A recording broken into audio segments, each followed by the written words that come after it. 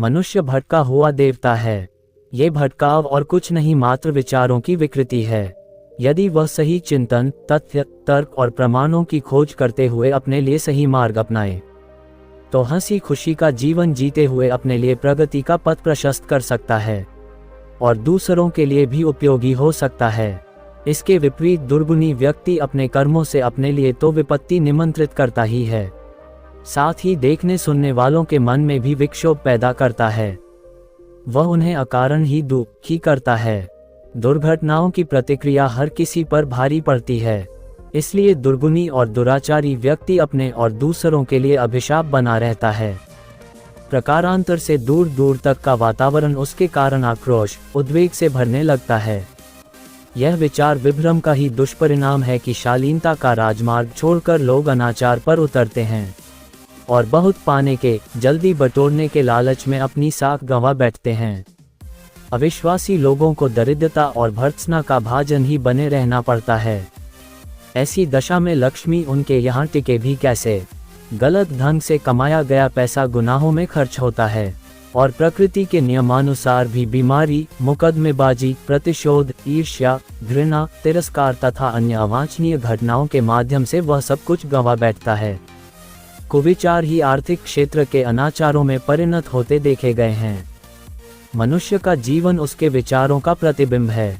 व्यक्तित्व विकास एवं भाग्य निर्माण में इन्हीं की महती भूमिका होती है। सफलता असफलता, उन्नति अवनति, सुख दुख, शांति अशांति आदि सभी मनुष्य के अपने विचारों पर निर्भर करते हैं। किसी भी व्यक्ति के विचार जानकर उसके जीवन के स्वरूप को सहज ही मालूम किया जा सकता है। मनुष्य को काय वीर, स्वस्थ अस्वस्थ, प्रसन्न अप्रसन्न कुछ भी बनाने में उसके विचारों का महत्वपूर्ण हाथ होता है। स्पष्ट है कि विचारों के अनुरूप ही मानव जीवन का निर्धारण होता है। अच्छे विचार उसे उन्नत बनाएंगे तो उनकी निकृष्टता उसे गर्त में धकेलेगी।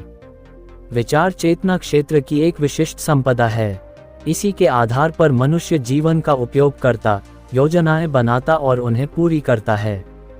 विचारशील व्यक्ति सामर्थ्यवान माने जाते हैं। इसके विपरीत विचारहीनों की गणना नर पशुओं में की जाती है। विचार क्षमता को बढ़ाने के लिए स्वाध्याय, चिंतन, मनन, सत्परामर्श आदि उपाय काम में लाए जाते हैं। इन उपाय साधनों का जो उपयोग नहीं करते वे कूपमंडूक बने रहते हैं।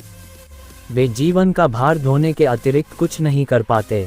इसीलिए जहाँ चेतना की विचार शक्ति पर विचार किया जाता है, वहाँ प्रकारांतर से उसे विचार शक्ति का विशेष सुनियोजन किया जाना कहा जाता है। विचारशील ही महत्वपूर्ण योजनाएं बनाते, महत्वपूर्ण कार्य करते और सफल महापुरुष कहलाते हैं। संसार एक दर्पण है। इस पर हमारे विचारों की जैसी छाया पड़ेगी वैसा ही प्रतिबिंब दिखाई देगा। इसके आधार पर ही सुखमय अथवा दुखमय सृष्टि का सृजन होता है। संसार के समस्त विचारकों ने एक स्वर से उसकी शक्ति और असाधारण महत्ता को स्वीकार किया है। स्वामी रामतीर्थ ने कहा था, मनुष्य के जैसे विचार होते हैं वैसा ही उसका जीवन बनता है। स्वामी विवेकानंद के अनुसार स्वर्ग और नरक कहीं अन्यत्र नहीं, इसका निवास हमारे चिंतन चेतना में ही है। भगवान बुद्ध ने अपने शिष्यों को उपदेश देते हुए कहा था, भिक्षुओं, वर्तमान में हम जो कुछ हैं अपने विचारों के ही कारण हैं और भविष्य में जो कुछ भी बनेंगे वह इसी के कारण। शेक्सपियर ने लिखा है, कोई वस्तु अच्छी या बुरी नहीं है, अच्छाई और बुराई का आधार हमारे विचार ही हैं। ईसा ने कहा था, मनुष्य के जैसे विचार होते हैं वैसा ही वह बन जाता है। संक्षेप में जीवन की विभिन्न गतिविधियों का संचालन करने में हमारे विचारों का ही प्रमुख हाथ रहता है।